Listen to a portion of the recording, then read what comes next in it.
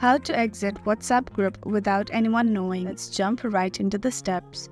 First off, you want to go ahead and open WhatsApp. Now you want to make a group by tapping on pencil and paper icon on the top right corner. Then tap on new group. Add the people that you want to add in the group. Tap on next. Then name the group as you like. Then tap on create. Now that you have created the group, now how to exit the group without people knowing. Tap on the group name. Scroll down to participants.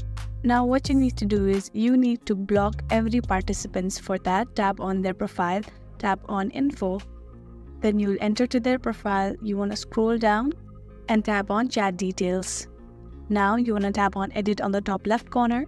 Then tap on delete contact. Tap on delete contact again. And you have deleted the contact.